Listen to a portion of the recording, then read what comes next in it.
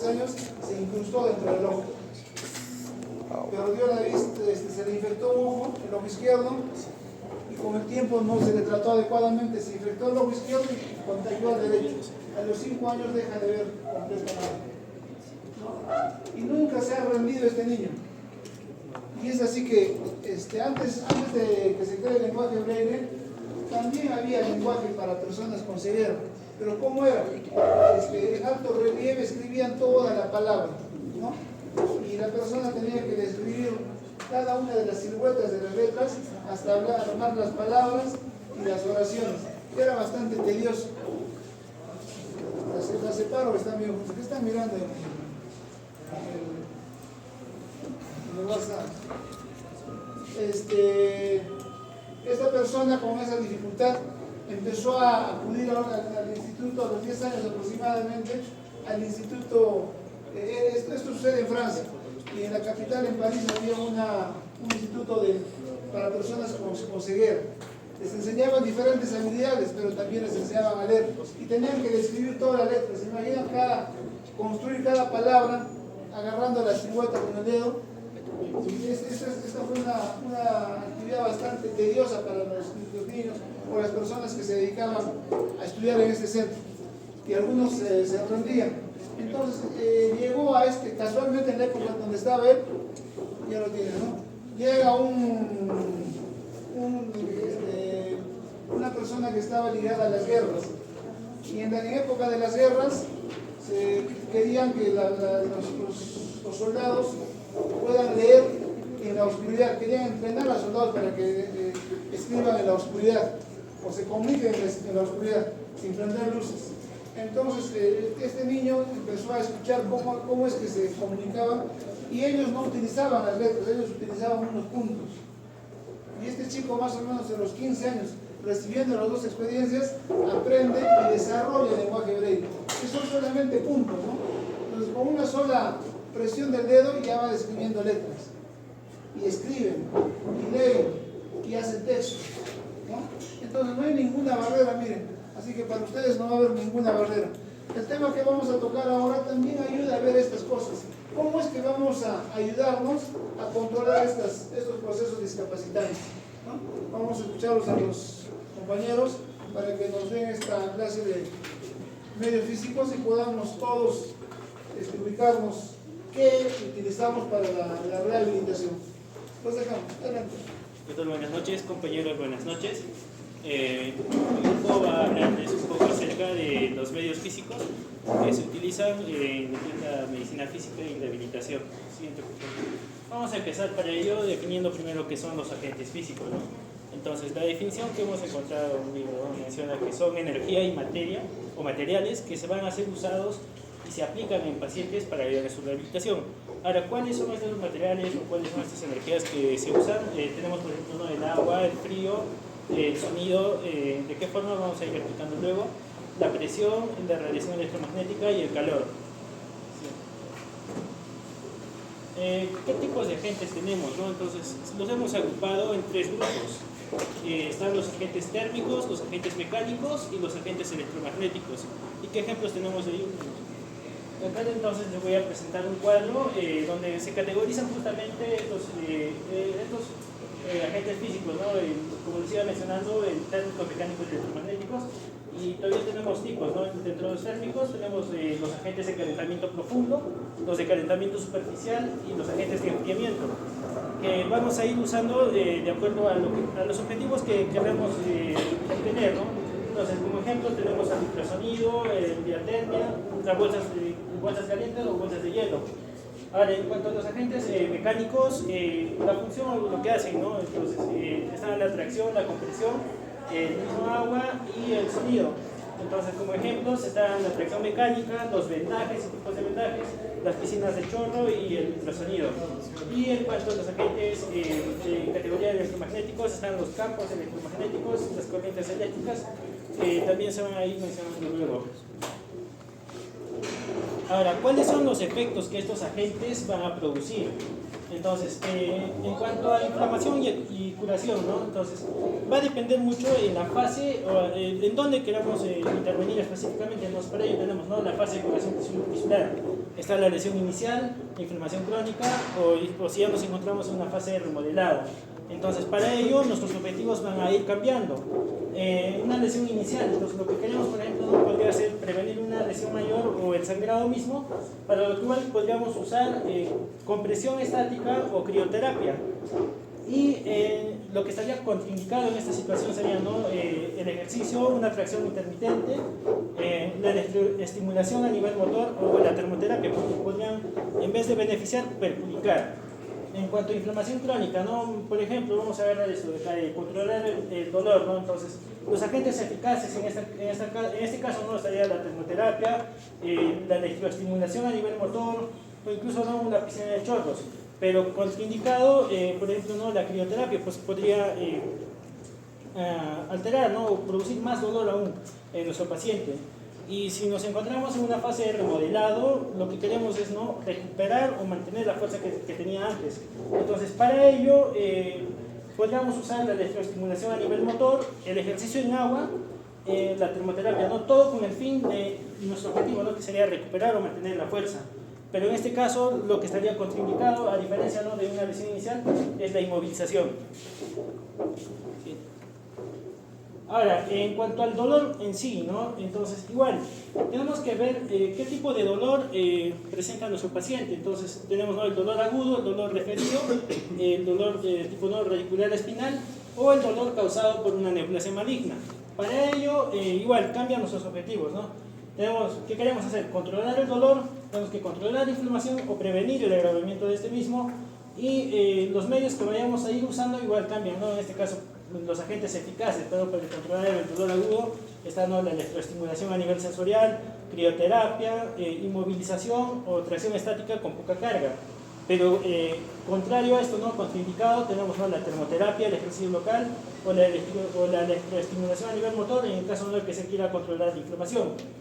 Y en cuanto a lo que es la extensibilidad del colágeno y la restricción de la movilidad, los agentes que se usan en este caso, ¿no?, igual, ¿no?, tenemos que verificar el origen de la restricción, si es una debilidad muscular, dolores en el reposo o en movimiento, solo en movimiento, hay acortamiento de tejidos blandos, hay bloqueo óseo, y de acuerdo a eso, ¿no?, nos presenta la tabla los agentes que vayamos a usar. Ya hemos estado mencionando, ¿no?, la electroestimulación, el ejercicio en agua, la crioterapia o una tracción vertebral, por ejemplo, ¿no?, o no, necesariamente no hacer nada, como acá menciona, ¿no?, la tabla, ¿no?, para el miobloqueo no hay un agente eficaz, pero no estaría contraindicado en este caso, ¿no?, lo que es la estimulación o el estiramiento de la articulación bloqueada. Y en cuanto a lo que se refiere al tono muscular, ¿no?, ¿cuáles son los agentes físicos eficaces para el tratamiento de las alteraciones del tono muscular?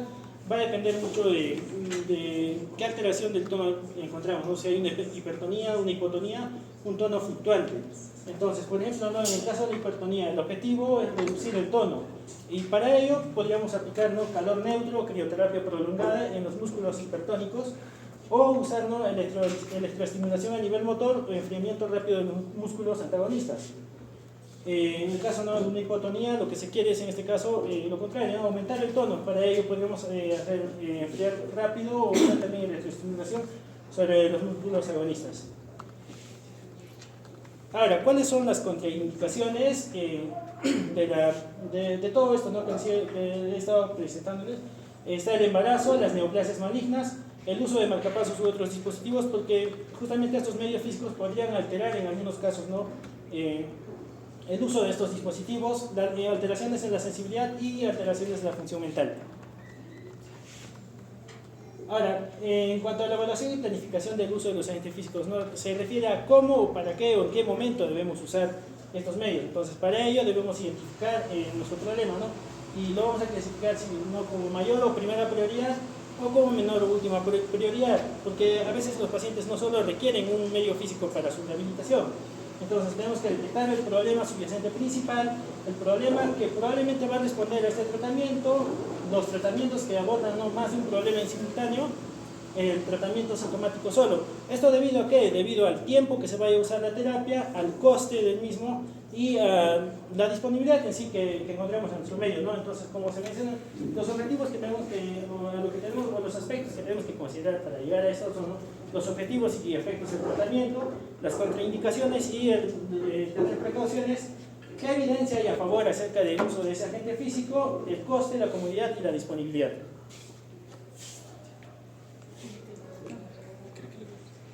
Ahora, vamos a ir presentándoles qué agentes físicos naturales conocemos. Para ello empezamos con la helioterapia, que es básicamente, en resumen sería, ¿no?, la terapia con luz solar. Entonces, la definición dice, ¿no?, es la exposición al sol con fines terapéuticos y profilácticos, ¿no? Se fundamenta básicamente, ¿no?, que la luz solar es esencial para el desarrollo de la vida. En personas como nosotros, ¿no?, nos ayuda a sintetizar vitamina, y en plantas, ¿no?, ayuda en la fotosíntesis. Entonces, ¿qué conocemos acerca de la radiación solar? Básicamente que tiene tres componentes. Un componente infrarrojo, que es el componente mayoritario, la luz visible y la radiación ultravioleta, ¿no?, que es un pequeño tamaño. ¿Qué indicaciones hay para hacer esta terapia, ¿no? Están los trastornos metabólicos, los procesos reumáticos, psoriasis, la radiación ultravioleta podría ser útil, ¿no?, en cicatrización de heridas cutáneas, y en pequeñas dosis se ha demostrado que tiene un gran efecto revitalizador en pacientes postrados. Las contraindicaciones, ¿no?, el TBC pleuropulmonar, afectaciones graves cardíacas, hepáticas y renales, las neoplasias epiteliales, colagenopatías como el lupus, hipertensión grave y los estados febriles. Ahora, la talasoterapia, ¿no?, es el uso de elementos o medios marinos, incluidos, ¿no?, el agua, las algas, los barros y otras sustancias que son estrellas del mar. Entonces, los ejemplos, ¿no?, por ejemplo, ¿no?, ¿cómo podríamos usar? El movimiento del agua podría actuar, ¿no?, como un factor mecánico, una especie de hidromasaje.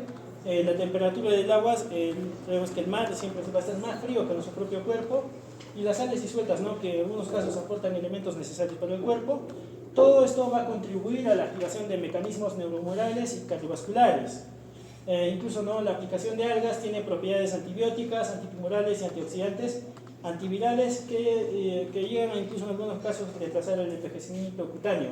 Las indicaciones en este caso, ¿no?, son las afectaciones del sistema osteomioarticular, las afectaciones respiratorias, afectaciones dermatológicas y afectaciones circulatorias.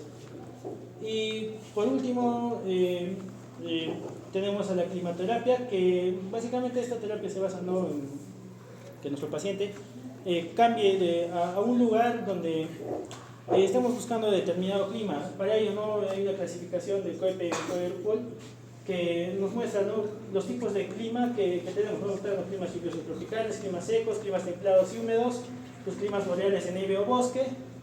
Todo esto siempre viendo, ¿no?, cuál va a ser el beneficio que va a obtener nuestro paciente, ¿no? Entonces, como dice acá, sobre la utilización de elementos climáticos de una determinada zona geográfica. Entonces, hay una ciencia, ¿no?, que es la biometeorología, que establece, ¿no?, los parámetros para hacer esta clasificación. Entonces, está la temperatura, humedad, la presión atmosférica, las precipitaciones, las cargas eléctricas, los vientos, la latitud, la altitud y la proximidad al mar. Siguiendo con la exposición, vamos a ver lo que es hidrología médica, el tratamiento de las lesiones, discapacidades, incapacidades de la persona a través de la manipulación de las aguas, ¿no? Entre ellas, gracias. Primero vamos a tener lo que es la balneoterapia.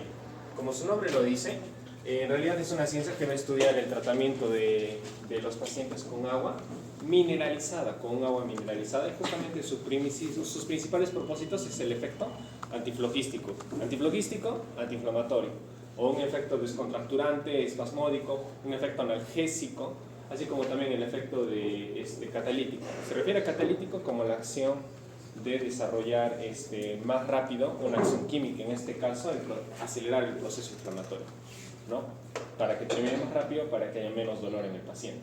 Entonces, la técnica principalmente se basa en lo que son las inmersiones de agua, ¿no?, caliente o fría, dependiendo del tipo de la lesión del paciente. Justamente nos explicaban en rotación cuál es la diferencia entre poner a un paciente con agua fría, un paciente en agua caliente, y un paciente en agua fría y en agua caliente. Entonces, eso lo vamos a ver a continuación. Luego también tenemos los masajes con agua en movimientos de relajación y estimulación. Y principalmente el objetivo es que las aguas minerales de los balnearios suelen ser ricas justamente en ciertos minerales como sulfuro, seleno, radio, que son justamente elementos catalíticos. ¿no? Que justamente se pueden mover o absorber a través de la piel, o sea que van a ayudar al proceso inflamatorio. Entonces, dentro de las indicaciones, que la temperatura del agua tiene que ser, como se podría decir en baño María, o sea que mantengan a la persona casi en las mismas condiciones de temperatura en la que se encuentra, un poco más elevadas en el caso de la temperatura caliente, o sea 38 grados. La idea no es hacer una especie de sauna. Lo importante en este paciente solamente es mantener casi la misma temperatura en la que se encuentra, más 1 grado por el hecho de que está pasando un proceso inflamatorio y tenemos que aplicar un proceso caliente, ¿no? Cuando se persigue un efecto analgésico o inferior, aplicamos ya también una temperatura inferior a la del cuerpo. 36.5 aplicamos 36. Y si hay parálisis o debilidad muscular en los casos de parálisis flácida, se recomienda justamente una temperatura aún menor, que serían unos 33 grados, ¿no? Entonces, ¿en qué pacientes se hace este tipo de terapia? En pacientes con Parkinson, ¿no? Desbridamiento mecánico de las úlceras cutáneas, así como para el manejo integral del paciente quemado o agudo, ¿no? Y en sí, en quienes está contraindicado en cardiopatías severas, justamente por los procesos catalíticos, enfermedades terminales, descomposición de procesos metabólicos endocrinos, justamente por el uso de los químicos, más que todo por eso, inflamaciones urogenitales, justamente porque están en una vía en la cual se pueden generar una inflamación a nivel urogenital mucho más rápido, si es que están pasando por un proceso de estos, o una dermatosis aguda y transmisibles, ¿no? Siguiente. Listo. Dentro de lo que son las hidroterapias, también tenemos lo que se busca son efectos biológicos, principalmente el aumento de la temperatura local entre 0.5 a 3 grados, que justamente lo que va a provocar es una vasodilatación, ¿no? Entonces, en sí, esta hidroterapia lo que hace es abarcar el empleo de agua corriente con fines justamente terapéuticos, profilácticos y rehabilitación. Tiene un efecto sedante y antiespasmódico y principalmente va a aumentar la elasticidad. Entonces al paciente se le trata de pedir que se relaje mientras esté en este proceso de hidroterapia y se van haciendo movimientos con el propósito de desinflamar la zona afectada. Principalmente eso, no es una estimulación lo que se hace a través del agua. Siguiente. Entonces las principales indicaciones, como tiene un efecto de estimulación, generan un calentamiento muscular, lo que se hace es poner también el agua en una temperatura de 38 grados. Cuando se persigue un efecto analgésico inferior a 36, si hay una debilidad o una parálisis muscular, ¿no? En los casos de parálisis flácida, como habíamos visto, también menos de 33 grados, ¿no? O 33 grados, y como hemos visto, en pacientes con enfermedades cardíacas, en quienes usan pacientes con Parkinson y úlceras cutáneas. Y las mismas contraindicaciones que hemos visto para lo que es la balneoterapia. Siguiente. Lo que son los baños totales en realidad pueden aplicarse mediante tanques terapéuticos, piscinas. En el caso del Hospital de Salud nosotros se tiene una piscina, también se tienen tanques, ¿no? También se tiene lo que es la tina de Hubbard, que es la que estamos viendo a continuación, el tanque de marcha y las bañeras de inmersión. Entonces, lo que se trata de hacer es justamente disminuir una tensión psicológica y la ansiedad. Mayormente cuando van a terapia algunos pacientes han pasado ya, si es que digamos han tenido un accidente traumatológico, ya han pasado por cirugía, ya han pasado por fisioterapia y rehabilitación y siguen viniendo. Y no es porque tengan una incapacidad, porque ya se ha hecho todo lo posible para poder restablecer la capacidad motora del paciente, sino vienen por un tema psicológico. Vienen porque sienten que el agua tibia, que el hecho de que se les masajee o que se estimule su movimiento a través del agua, sienten que mejora. No necesariamente es algo analítico, pero más es algo, se puede decir que es un tratamiento empírico en el cual se busca justamente también reducir la tensión psicológica del paciente. Entonces proporciona al paciente ánimo y confianza. Más que todo eso, en el caso del trabajo con niños, supone un medio donde el paciente se ríe, se bromea y comparte justamente un momento de espontaneidad, ¿no? Un momento de tranquilidad. Siguiente. Entonces, ¿en quiénes va a estar contraindicado esto? En los pacientes con igual insuficiencia coronaria, cardiopatías severas, en pacientes con incontinencia con heridas abiertas o con pacientes con heridas abiertas y de difícil curación, ¿no? Mal estado general y enfermos terminales, y pacientes con terror al agua o psicóticos o con desorientación. Lógicamente, no, si tienes un paciente con rabia, no lo vas a meter en una piscina de agua. No. Siguiente. ¿no? También tenemos lo que son los baños parciales. Entonces, se pueden dividir de acuerdo al uso de la presión a la hora de la aplicación. Entonces, tenemos lo que es una técnica sin presión, lo que es un baño parcial sin presión, a la misma tensión superficial que el mismo agua ocupa. Recordemos que toda agua en momento de inercia genera una tensión superficial y esto hace que el paciente siempre haya una presión positiva hacia el paciente, y más que todo se hace en personas para realizarle fomentos, compresas, ¿no? Abluciones o lavados y lo que es justamente los baños de contraste o baños de asiento. Mientras que las técnicas con un poco más de presión son las que justamente las técnicas como chorros, las duchas, las pulverizaciones o las afusiones. Y las técnicas mixtas, en las que puede ser que primero se le haga un proceso de sin presión y luego un proceso con presión, como por ejemplo las duchas con masaje, los baños de remolino, los baños con burbujas o el chorro manual subacuático. ¿Sí? Entonces, ¿en quiénes está mayormente indicado este tipo de manejo hidroterapéutico con presión, sin presión? Son en los pacientes con poliartralgias, dolores articulares, osteomioarticulares, estados postraumáticos, rigidez articular y algias vertebrales como lo que es la sacrolumbalgia.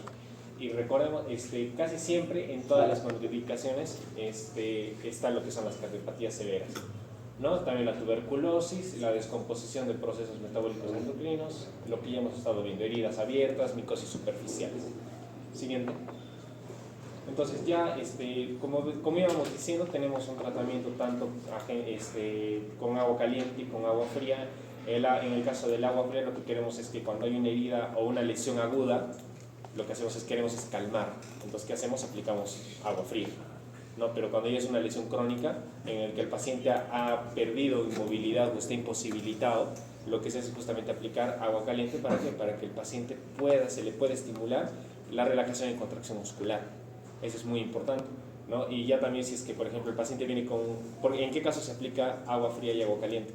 En el caso de que el paciente tenga, por ejemplo, un tipo de lesión en la cual hay un proceso inflamatorio, pero también hay una contracción de los músculos. Entonces, en ese caso se aplica frío para la inflamación y caliente para seguir estimulando y no se siga contrayendo el músculo.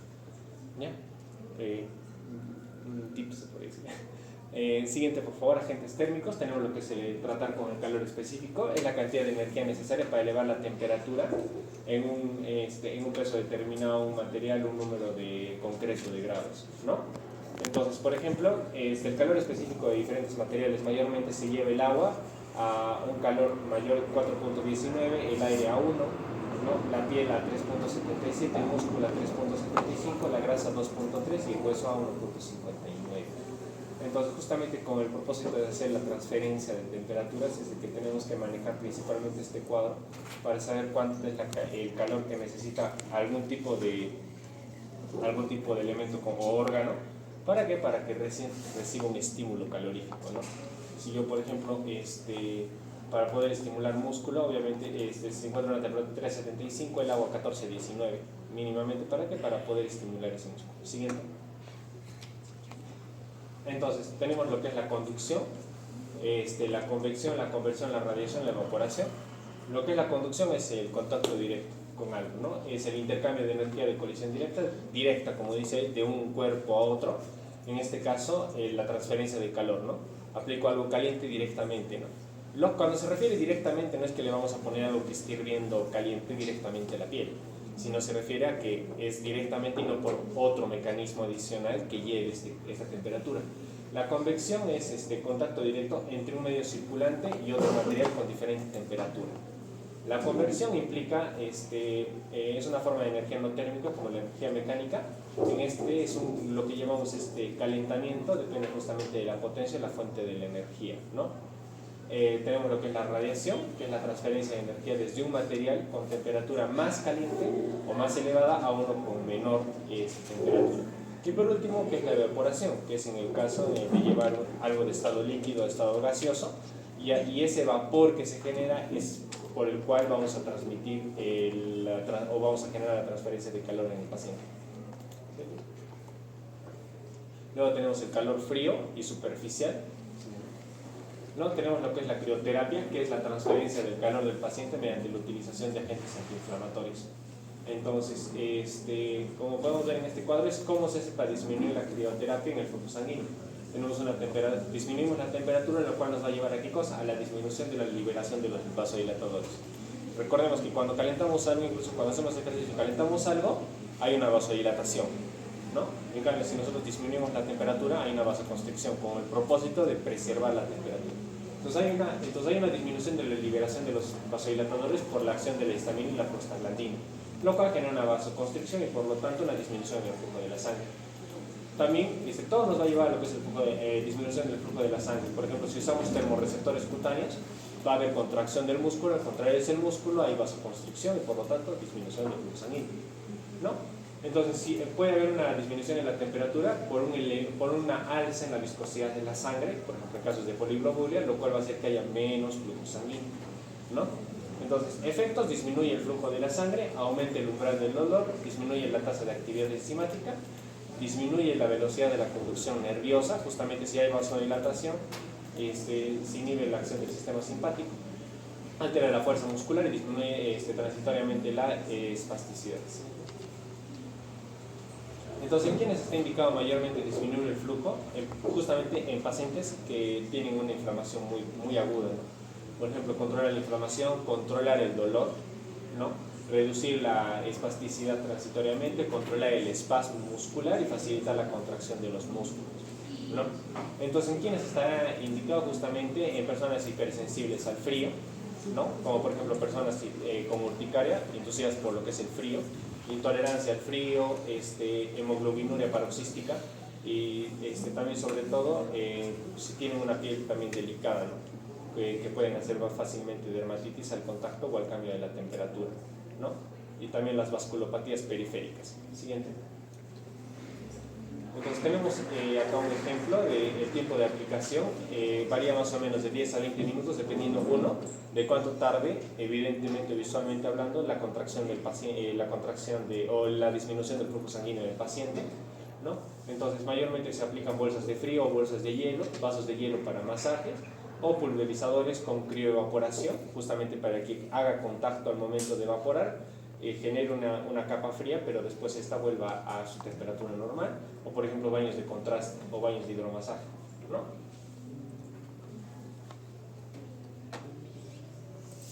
Gracias. Crioterapia y tipos de aplicación. Inmersión en agua con hielo. Para la aplicación de este agente físico se debe tener un recipiente con agua y hielo, cuya temperatura debe estar entre 10 grados Celsius hasta 1 o 2 grados Celsius. Se debe solicitar al paciente introduzca lentamente la extremidad en el recipiente con agua y hielo. Debe tener en cuenta la percepción del paciente, por lo que ante cualquier molestia comprobar e inspeccionar la zona de tratamiento para evitar efectos adversos. Una vez terminado el tiempo de tratamiento, se debe retirar la extremidad del recipiente, ya que puede generar repercusiones en el terapeuta, claro, lo cual tiene una cavidad posterior. En este caso, por ejemplo, estamos viendo un tipo de máquina de crioterapia en el que se cambia la temperatura por conversión, no por contacto directo. Entonces, mayormente hay muchas formas de hacer conducción y también maneras. En el caso en el que veamos cualquier tipo de complicación o efecto secundario que pueda causar alguna en el paciente, ¿no? Entonces, las precauciones, sobre todo, es en pacientes con hipertensión arterial o en pacientes con heridas abiertas, ¿no? Por ejemplo, hablamos bastante de lo que es primeros auxilios cuando un paciente tiene heridas quemaduras de primer grado. Para desinflamar en ese momento se usa mayormente agua al tiempo, agua un poco fría, justamente para generar desinflamación. Pero si ya tiene una herida abierta o ampollosa o por ejemplo heridas de segundo grado, ya no se puede usar este tipo de mecanismo para desinflamar, ¿no? Entonces son otro tipo de mecanismos como de conversión, ¿no? Siguiente.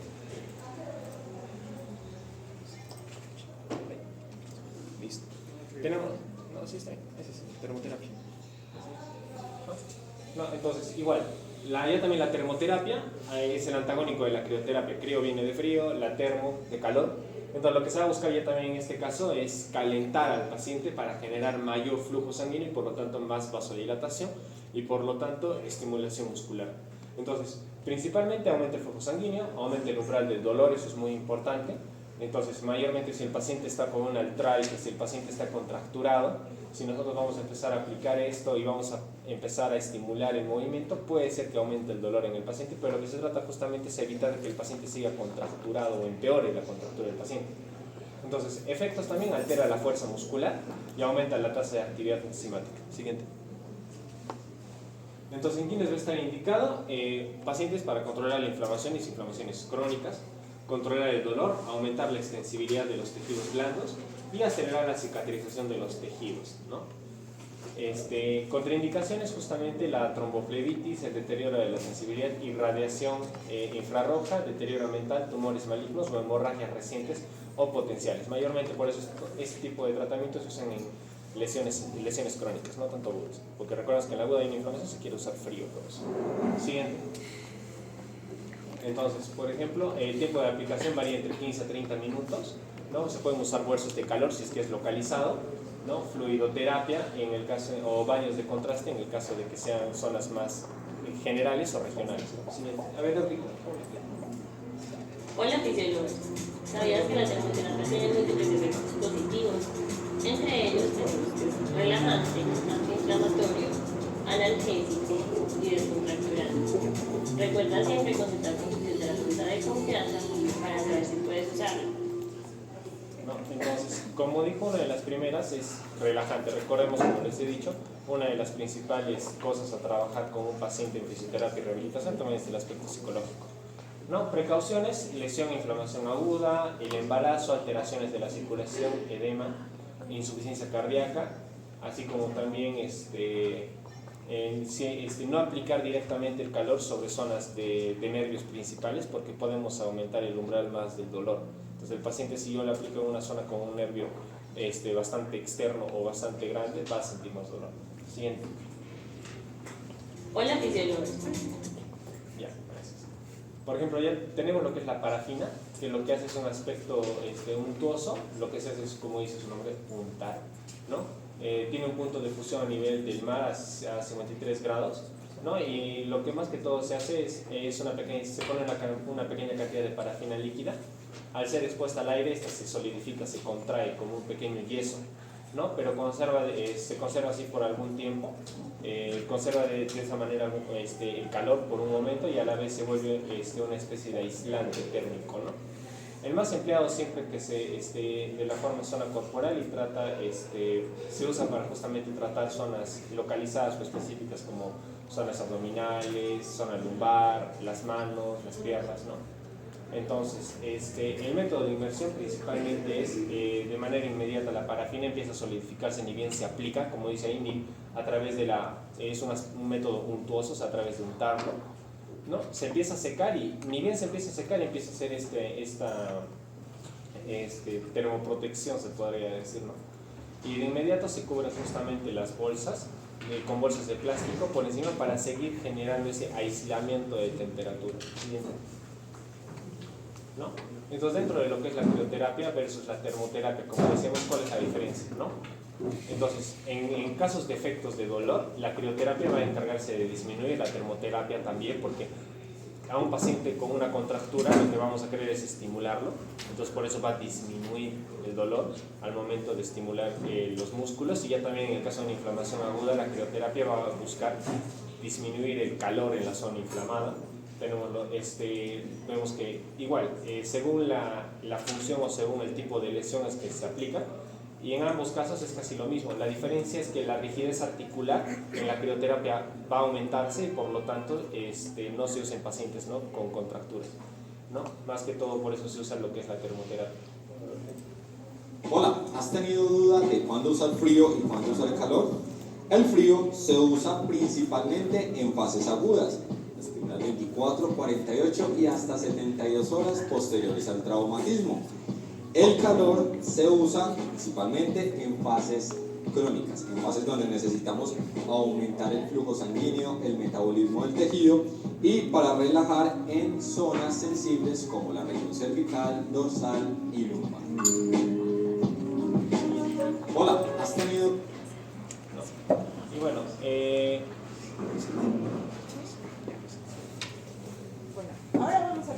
con los efectos mecánicos al realizar la fisioterapia. Primero vamos a hablar de la vibroterapia. La vibroterapia, como dice, va a ser la técnica que se va a utilizar para emplear, ¿no?, estas vibraciones mecánicas que pueden ser tanto provocadas por el fisioterapeuta, así como también de manera manual. Lo que van a hacer estas ondas es pues movilizar, ¿no?, a aumentar o ayudar lo que es el flujo sanguíneo, va a ayudar a la relajación del paciente, va a hacer como un efecto analgésico a dolores, y así como también va a tener un efecto trófico para la piel. Entonces, las indicaciones que estamos viendo, de acuerdo a que va a ayudar a la circulación, sobre todo es pues a mejorar la contractura o espasmo muscular, va a aliviar dolores cervicales o lumbosacros, va a mejorar la circulación y el retorno a las piernas, el calentamiento y recuperación en los atletas, ¿no? Esto es bastante utilizado en los atletas.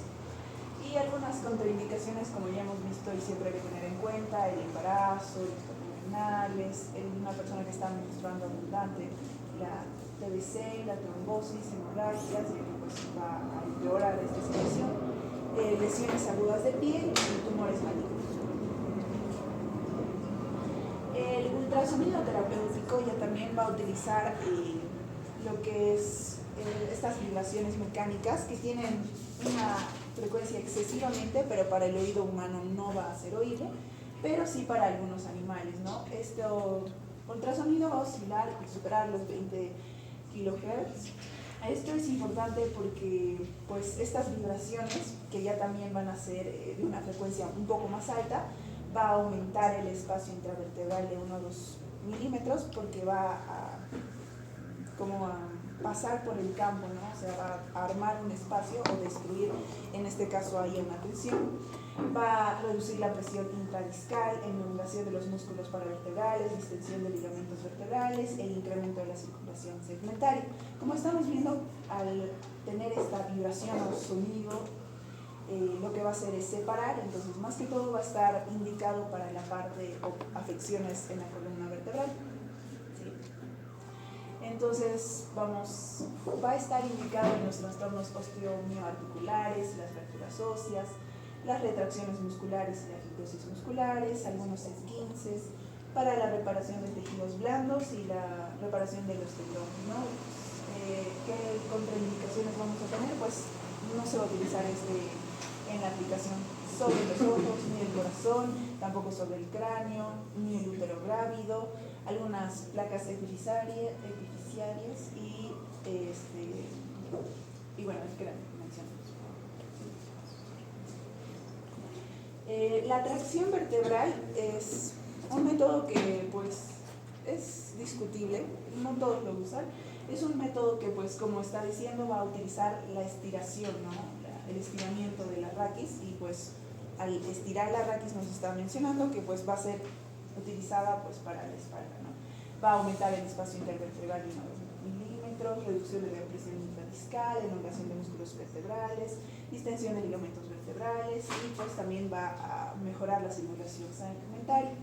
Entonces, pues como estamos viendo que va a ser utilizada en la parte vertebral, va a ser usada en la discopatía degenerativa, las hernias del núcleo pulposo, los fenómenos degenerativos como la artrosis, y pues no hay que ser utilizado pues en los pacientes que tienen insuficiencia ligamentaria, ya que lo va a empeorar, presencia de artritis reumatoide, ya que pues es inflamatorio, síndrome de Down, traumatismos severos o recientes, el enanismo también, porque pues no va a ayudar a crecer, y la presencia de tumores o metástasis.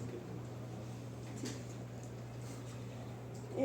La terapia por ondas de choque ya también van a ser estos impulsos acústicos, ¿no? Que puede ser tanto por una máquina elaborada como también por el aplicador, ¿no? Esta va a ser en ciertas zonas, y los efectos biológicos que va a dar son acciones desgasificantes y fenómenos de calefacción.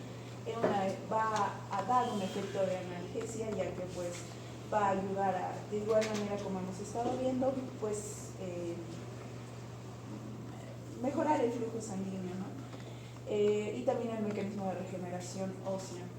Las indicaciones para la terapia de ondas de choque va a ser el fascitis plantaris polón del calcáneo, el tratamiento del hombro doloroso, lesiones tendinosas y epicondilitis y heteroclitis, ¿no? Hay que tener en cuenta también que no hay que utilizarlo sobre todo en enfermedades primarias malignas, igual tener en cuenta el embarazo, si es que tiene presencia del marcapaso, pues porque las ondas pueden empeorar la conducción, infecciones críticas o purulentas, sobre todo en tejidos blandos o del hueso. Ahora vamos a hablar sobre la electroterapia. El anterior tema estábamos viendo la conducción de ondas. En este caso vamos a utilizar ya también lo que es energía, la electricidad. Entonces la electroterapia va a utilizar corriente eléctrica y pues durante los últimos años ha tenido bastante realce, ¿no?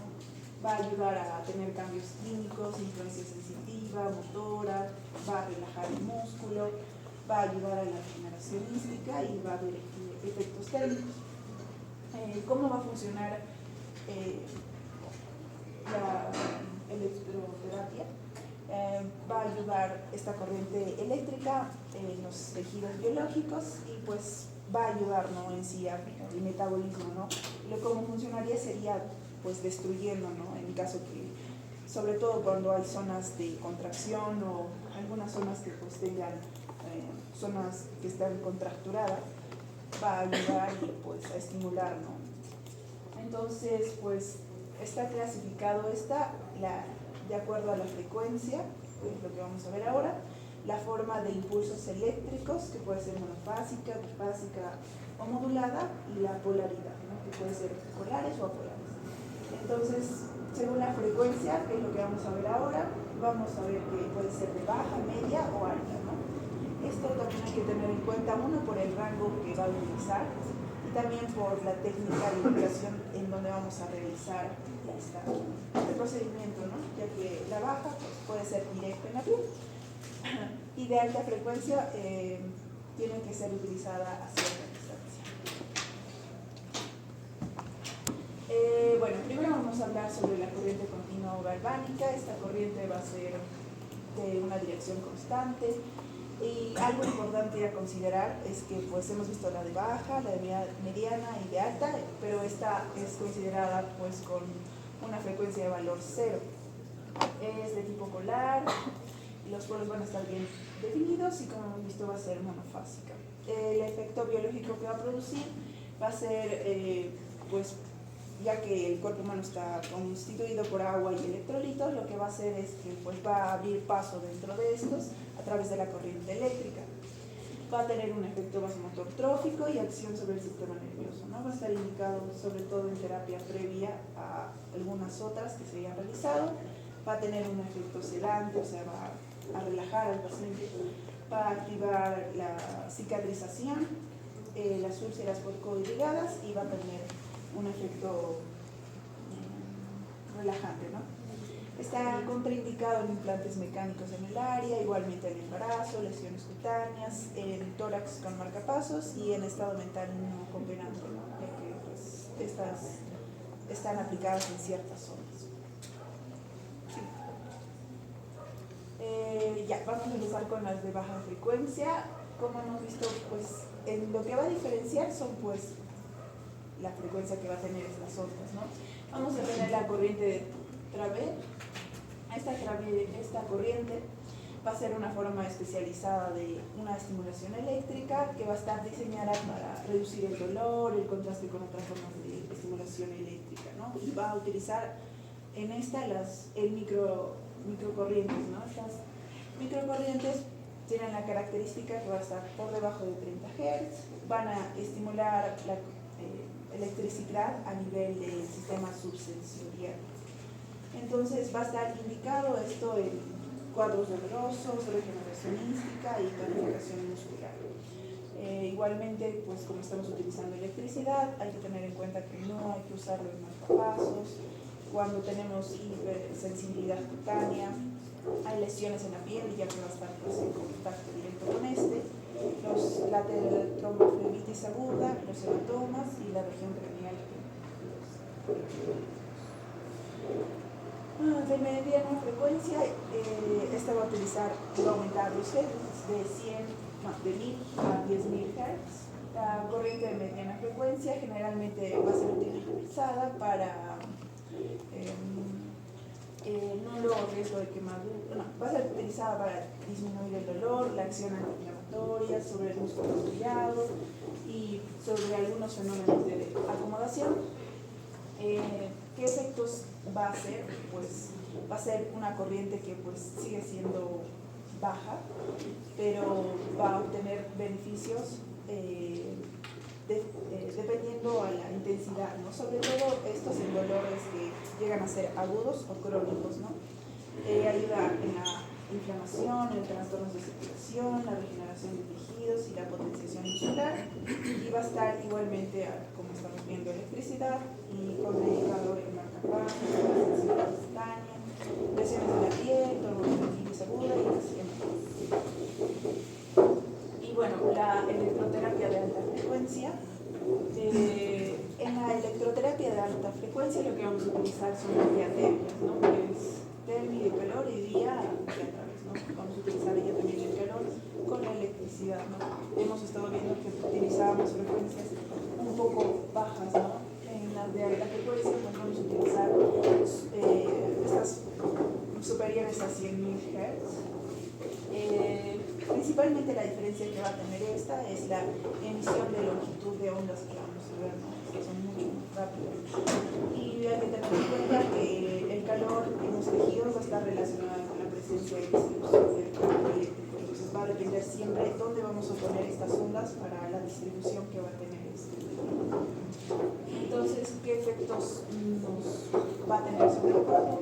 Pues va a tener la generación de calor que va a producir capas más profundas de tejido en energía de alta frecuencia. Sobre la piel, que pues hay que tener en cuenta la zona que vamos a ubicar, que son ondas de alta frecuencia. Lo que va a activar en este caso sería la sudoración.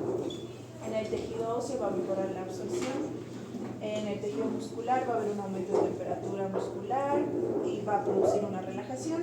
Y sobre el aparato circulatorio va a aumentar la vasodilatación. Y de igual manera va a haber un intercambio natural y reacciones eléctricas. Entonces, ¿en qué va a estar indicado, como hemos estado viendo? En esguince, sinovitis, dermatitis, osteoartrosis, forúnculos, abscesos, hidradenitis, paronitia y el fenómeno de Raynaud, ¿no? Sobre todo pues, para estimular esta circulación. Las contraindicaciones sobre tumores malignos, de nuevo aquí, a pacientes que tienen marcapasos también porque utilizamos la electricidad y en zonas de isquemia. Y bueno, por último aquí tenemos la magnetoterapia.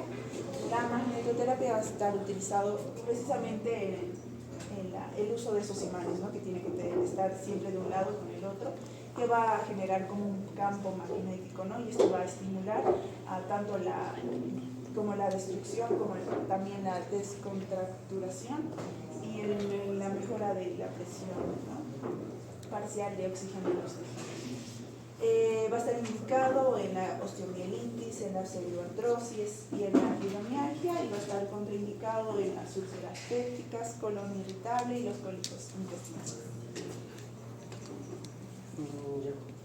Continuando, vamos a hablar de lo que es la fototerapia. Bueno, principalmente cuando hablamos de fototerapia vamos a hablar sobre radiación ultravioleta.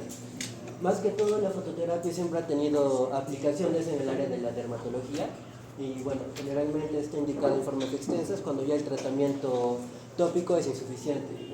Ahora, como vemos en la imagen, siempre vamos a ver que una de las grandes aplicaciones y más conocidas de la fototerapia es en el tratamiento de una hiperbilirubinemia de recién nacido, ¿no?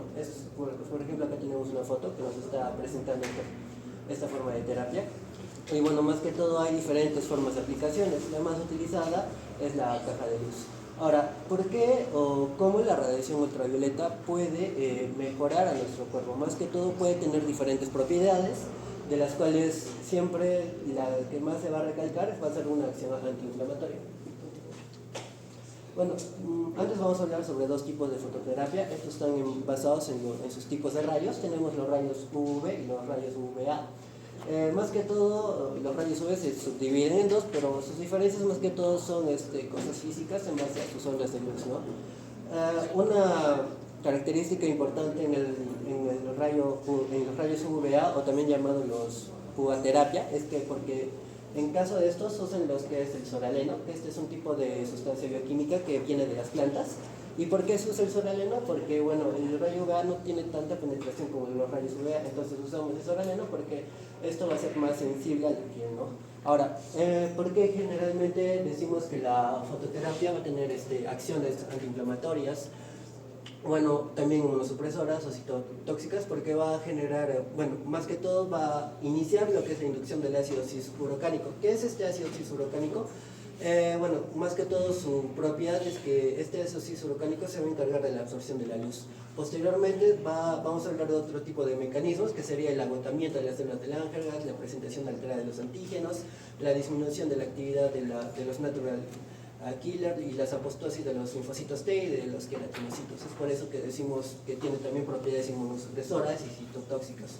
En caso de la fototerapia usando los rayos UVA, esta penetra más profundamente, por lo tanto va a inducir otras propiedades, las cuales va a generar otro tipo de terapias, ¿no? Estaría induciendo lo que es la colagenasa intersticial, las citoquinas, lo que resulta en el ablandamiento de la piel esclerótica. Siguiente. Y bueno, algunas indicaciones que se usa la fototerapia, es más que todo, lo vuelvo a recalcar, para el área de dermatología, lo que es el tratamiento para la psoriasis, eczema crónico, micosis fungoide, vitíligo, enfermedades del injerto cutáneo, líquen plano, pitiresis liquinoide, granulomas y urticaria crónica. Contraindicaciones, en caso de la fototerapia vamos a tener contraindicaciones relativas y las que sí o sí, en las que no se debe aplicar. En este caso, pues en las que sí o sí nunca debemos aplicar lo que es la fototerapia, lo que es el síndrome del nenus displásico, el LES y el síndrome del cáncer de piel. Y bueno, este es un infograma que más que todo lo puse para reconocer las diferentes modalidades que se imparten en la fototerapia. Generalmente hay fototerapias que son totales, parciales y focales. Y bueno, más que todo se tiene una buena adhesión al tratamiento y generalmente siempre tenemos que decir al paciente que cuando va a pasar este tipo de terapia tiene que cumplir todas sus sesiones. No se utiliza gran tiempo, las sesiones generalmente duran entre 1 a 10 minutos y el intervalo de tiempo puede ser de 1 a 4 meses. Siguiente. Ahora vamos a pasar a la láser terapia. Bueno, en sí, como su nombre lo indica, usamos el láser, ¿no? Pero ¿qué es el láser? Bueno, más que todo es una luz, pero es una luz que lo vamos a tener a partir de procesos mecánicos, tecnológicos, y esta luz va a poseer determinadas propiedades. Al igual que en la fototerapia que hemos usado los rayos ultravioletas, acá el láser va a tener un espectro electromagnético gracias a estos procedimientos tecnológicos. Y bueno, a partir de este espectro electromagnético nos va a generar una serie de actividades bioquímicas en nuestro cuerpo, y gracias a estas actividades bioquímicas es por eso que decimos que también la láser-terapia tiene propiedades antiinflamatorias, ¿no? Esta terapia no requiere anestesia, es no invasiva, es indolora y puede ser fácilmente administrada en los cuidados primarios.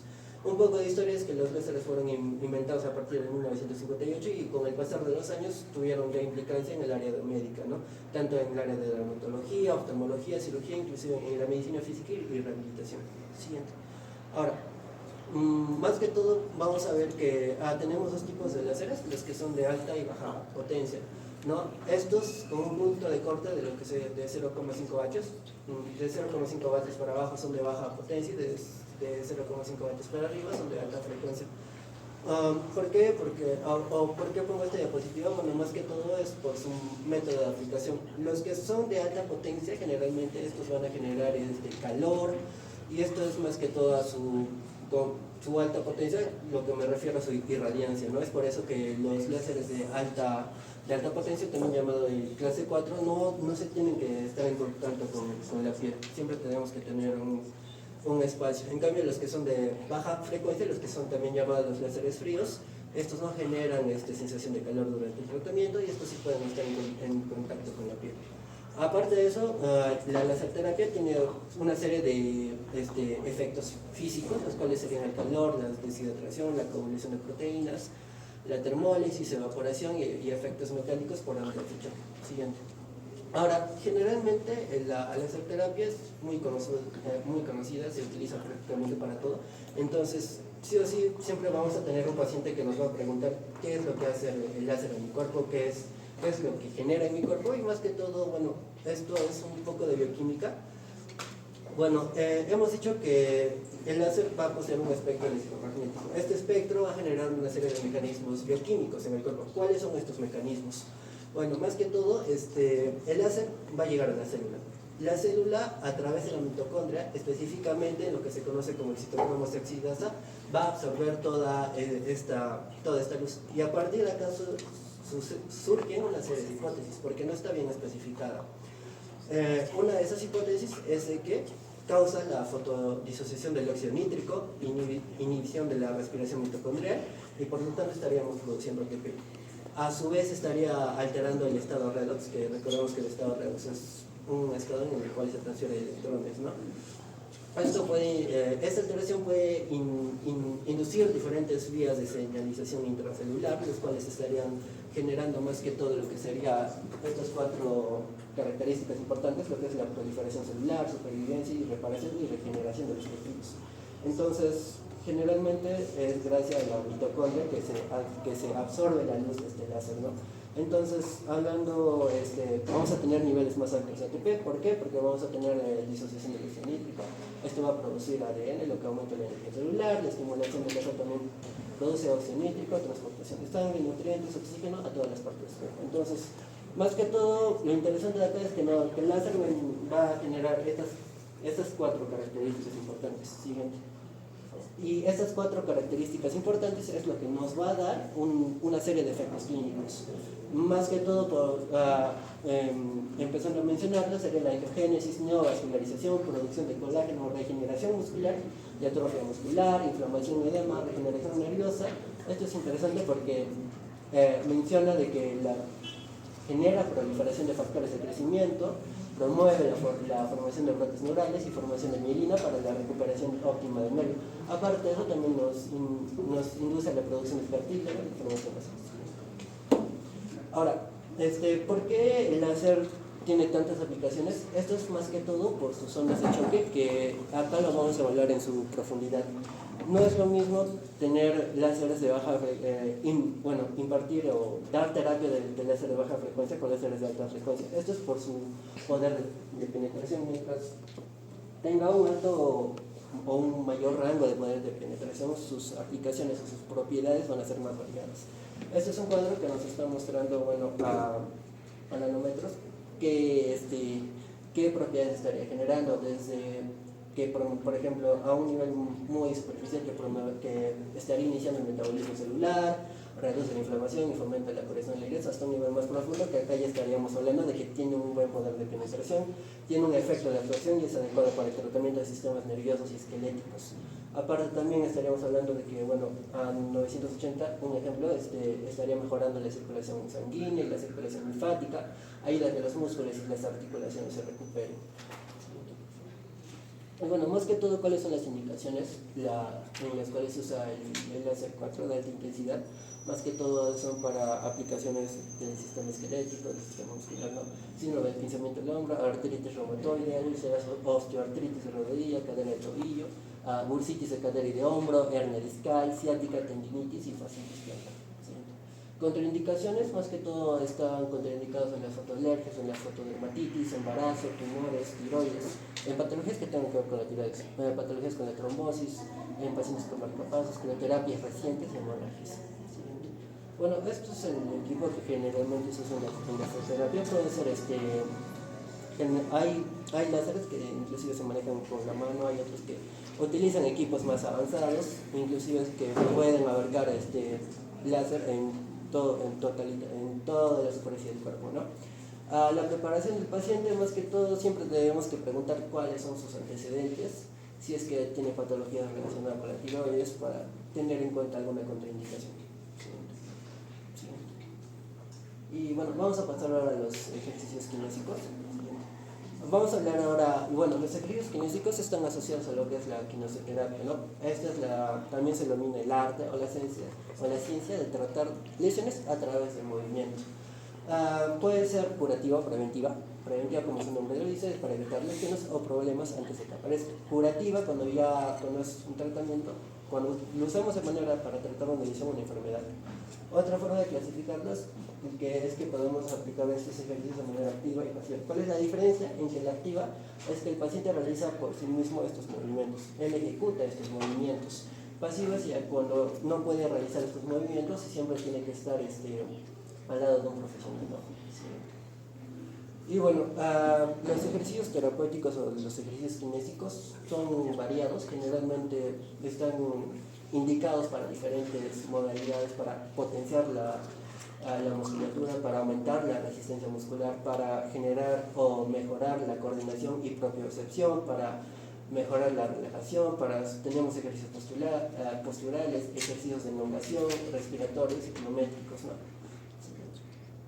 Y bueno, más que todo la kinesioterapia tiene implicancia en diferentes áreas. Y bueno, esto lo vamos a ver cuando rotemos. Por ejemplo, yo, personalmente en mis rotaciones siempre he visto que la mayoría de los pacientes son por interconsultas por parte de neurología.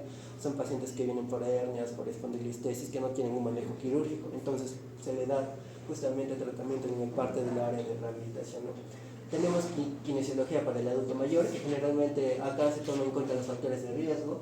Los pacientes acá mayormente vienen por dolores de artritis, artrosis, y generalmente el objetivo de acá es mantener y lograr una autonomía, que el paciente sea autónomo.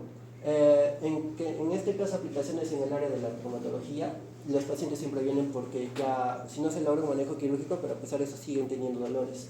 Entonces, generalmente esto sería una de las indicaciones. Entonces, nuestros objetivos acá serían reducir la inflamación, reducir el dolor, aliviar el dolor, recuperación de la movilidad y recuperación funcional posteriormente. En el área de la kinesiología respiratoria, generalmente acá son muy comunes los pacientes que tienen deficiencias en el área del sistema respiratorio por fenómenos de la ventilación. Aquellos pacientes que han estado intubados, ¿no? Y en el área de neurología, que acá siempre expone cada día, que tenemos pacientes que han tenido secuelas de ACV, pacientes que han venido por traumatismos craneoencefálicos, pacientes que tienen que han sufrido parálisis cerebrales, lesiones neurales, neuropatías o pacientes postrados.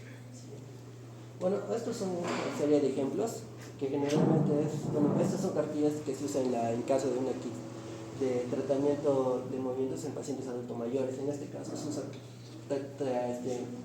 movimientos articulares en los cuales usan o aplican terapia a la cabeza, manos, terapia para circular los pies, extensión de rodillas y el de caderas. Igualmente tenemos ejercicios de equilibrio, que acá generalmente indican al paciente que lo tienen que realizar con los ojos abiertos, cerrados. Pueden utilizar terapias para generar una mejor postura también en los pacientes. Ejercicios de fuerza, tanto en los brazos, en las piernas y en las rodillas. Ejercicios de flexibilidad, más que todo acá indicados en el área de la pantorrilla, para pacientes que tienen patologías en la región cervical también. Sí. Y bueno, ahora vamos a hablar de la ayuda biomecánica. Sí. Bueno, ¿qué es una ayuda biomecánica? También llamada ayuda técnica. Es cualquier ayuda externa. Estaríamos hablando de dispositivos, equipos, instrumentos o programas informativos. Y generalmente estos están indicados a pacientes en los que no pueden o no tienen una buena calidad de vida. ¿Sí? En quienes se necesita tecnologías de apoyo, en personas mayores, personas que tienen una discapacidad, personas que padecen enfermedades no transmisibles, personas con trastornos mentales o personas que tienen una pérdida progresiva de la autonomía, ¿no? Estas ayudas generalmente están indicadas para compensar una deficiencia de esta discapacidad, reducir consecuencias del deterioro funcional progresivo, limitar la necesidad de cuidadores, evitar la aparición de enfermedades y afecciones secundarias y reducir el gasto sociosanitario. Bueno, la clasificación de las ayudas biomecánicas lo podemos ver de dos puntos de vista, según en función de procesos de fabricación que pueden ser fabricados en serie, productos adaptados o productos a medida, y punto de vista del consumidor pueden ser órtesis, ayudas técnicas y prótesis. En este caso nos vamos a enfocar en lo que son las órtesis. Y bueno, en este caso En este caso se pueden dividir en función al tiempo o en la funcionalidad del paciente. Pueden ser temporales o definitivas. Y en cuanto a su funcionalidad, pueden ser activas o pasivas, que en este caso, en caso de las activas, pueden ser dinámicas o estabilizadoras.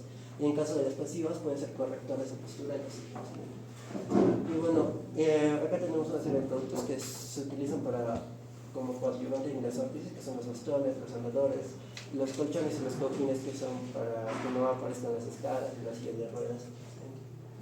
Y bueno, voy a hablar sobre los tipos de órtesis, tanto indicados para miembros superiores, inferiores y de la columna vertebral. En caso de los miembros superiores, tenemos, según su función, tenemos las células que pueden ser las estáticas, las dinámicas y las hemodinámicas.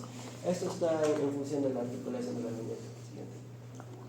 Tenemos también las órtesis de hombro, codo, muñeca, de mano y de brazo. Que bueno, generalmente cuando se quiere dar o queremos hacer uso de eso, siempre tenemos que tener en cuenta que esto tiene que ser lo más personalizado para el paciente.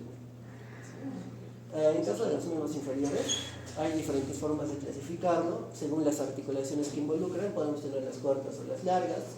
Según las extremidades, pueden ser simples o dobles, o según su acción, pueden ser activas o pasivas.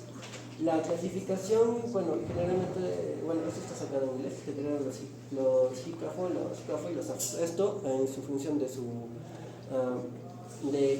qué tan extensa es como se llama su asimilación en el paciente, por así decirlo. Por ejemplo, los hícafos son cadera, rodilla, tobillo, pie. Los cafos son las rodillas, tobillos y pie. Los afos son los tobillos y los pies. Y bueno, tenemos también órtesis dirigidos para pacientes pediátricos, por ejemplo, dirigidos en luxaciones congénitas de cadera o órtesis espinales, que lo más común que se ve son los arneses de Pavlik o las almohadas de Fletcher, ¿no?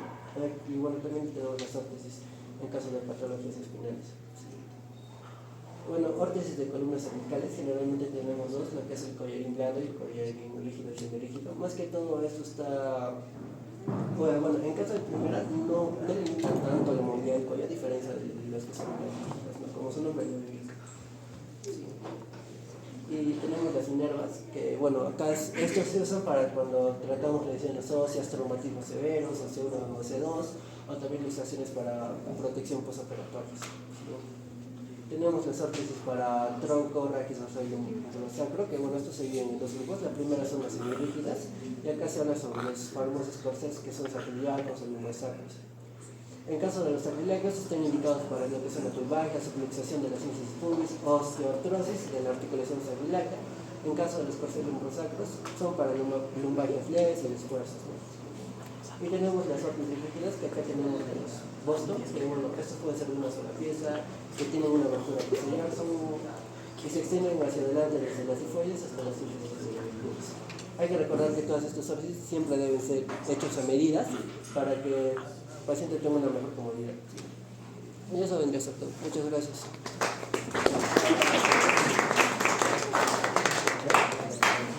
Gracias a ustedes.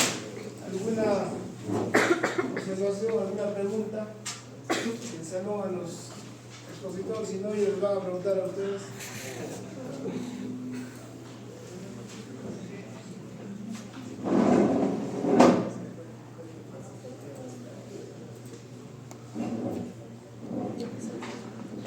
¿Algo que puedan comentar?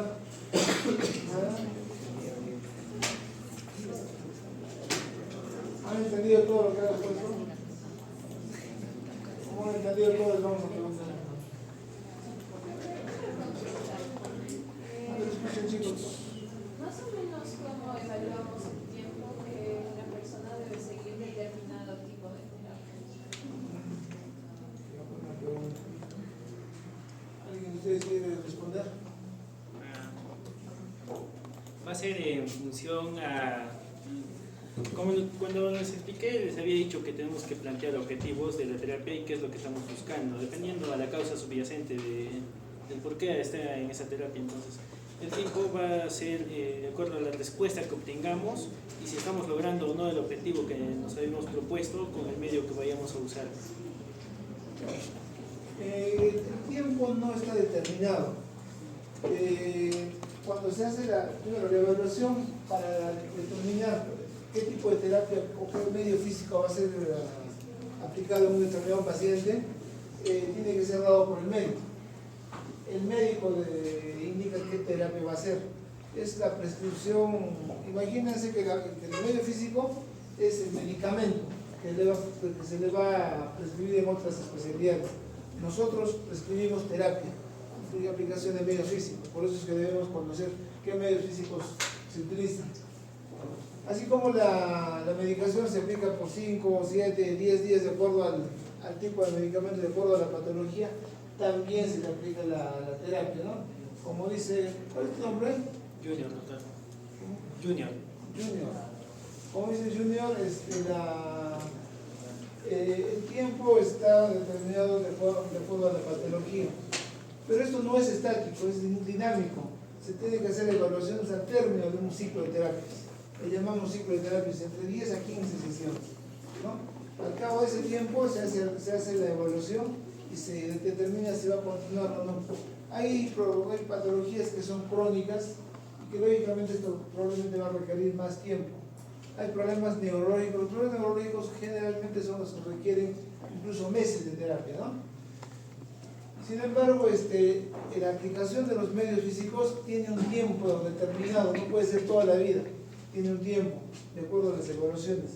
Y ya este paciente va a requerir más terapia, no va a terminar con 1, 2, 3 meses en la terapia.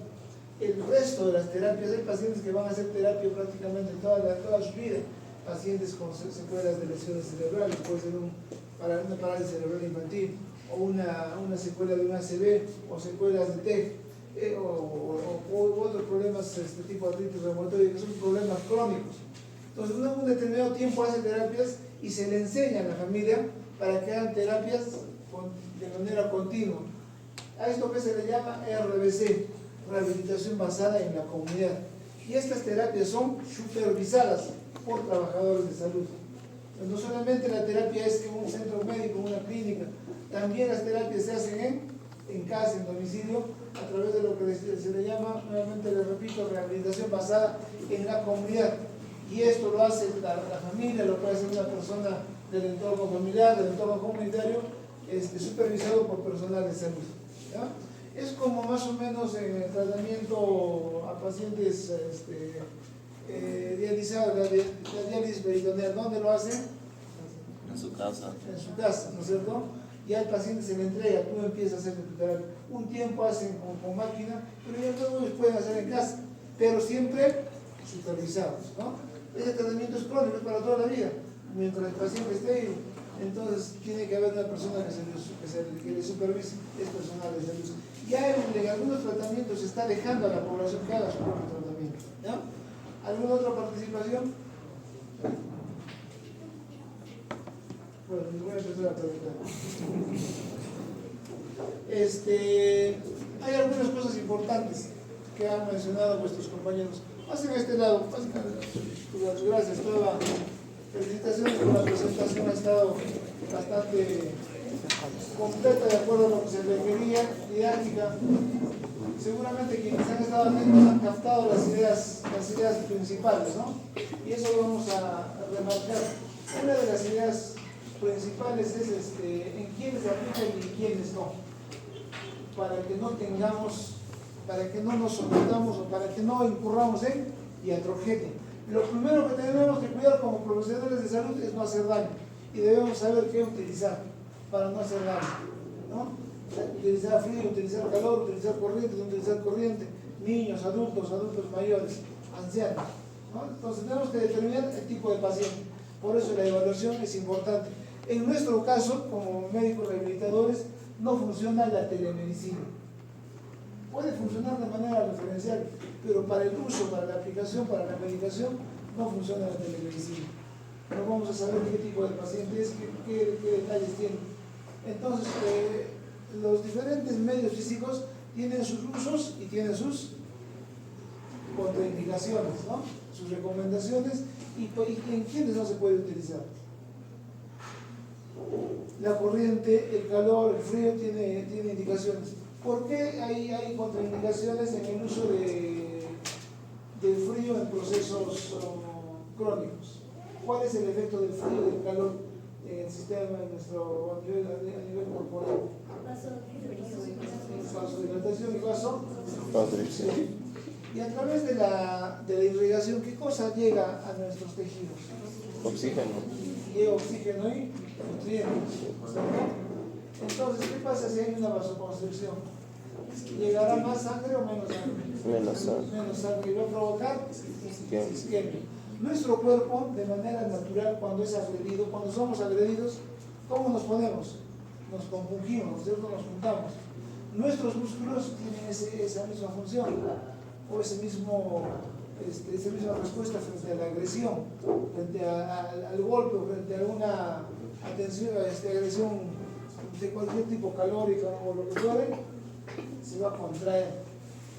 Y si hay calor, se va a dilatar. Con el frío se contrae. Y esa contracción, ¿qué puede generar? Microisquemias, ¿no? Son las isquemizadas. Y esa microisquemia, ¿qué va a generar en las terminaciones nerviosas? No va a llegar aporte de nutrientes, no va a llegar aporte de oxígeno, y esas terminaciones nerviosas van a empezar a dejar de funcionar, van a empezar a provocar alteraciones en sus respuestas sensitivas. Uno de ellos es el dolor, puede provocar disestesias, puede provocar alteraciones en la sensibilidad, y eso es importante. Entonces, el frío en procesos crónicos no es recomendable. Lo contrario sucede con el calor. El calor en procesos agudos se podrá utilizar. No. ¿Por qué no se puede utilizar en procesos agudos el calor? Porque aumenta. Porque va a provocar Dilatación. Y lo que necesitamos es un proceso agudo de la vasoconstricción, que no llegue mucho nutriente que no llegue mucha aporte sanguíneo para no provocar más inflamación, porque a través de la sangre van a llegar los agentes inflamatorios, y ahí viene la cascada de inflamación, que es un tema para todos de rotación, la cascada de la inflamación. Si está inflamado, lo que tenemos que hacer es un poco controlar ello, ¿no? Pero hay un proceso crónico en el que sí se puede aplicar el frío. ¿Cuál sería? Un proceso crónico, una enfermedad crónica, en el que sí se puede aplicar el frío. Uno común. Además hay varios, pero una más común. ¿Cuál sería? Un punto para el examen. Vamos a hablar un poquito de la fibromialgia, no específicamente de la fibromialgia. Otro. La fibromialgia es una enfermedad que da generalmente a mujeres entre los 30 y los 60 años, pero no es específicamente la fibromialgia. La artritis reumatoide es un proceso inflamatorio crónico. Allí podemos utilizar frío, sí, es una de las indicaciones, pero en algunos momentos, por lo general, el cuerpo de una persona con artritis reumatoide debe estar bien cubierto. Se recomienda evitar el frío, pero se puede utilizar en parte de la terapia, en las sesiones de terapia, crioterapia, pero solamente en momentos puntuales, indicación médica. Ahora, algunos medios físicos no son recomendables en algunos grupos de personas. Allí pusieron un listado. Sacaron vuestra presentación, ¿no? ¿Nos enviaron la presentación o la tienen en el equipo? No, no sé.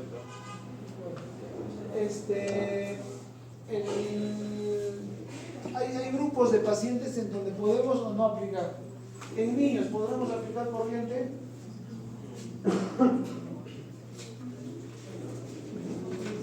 ¿Será útil la corriente en niños? Podría ser útil para algunas patologías, pero no está indicado, está contraindicado en niños.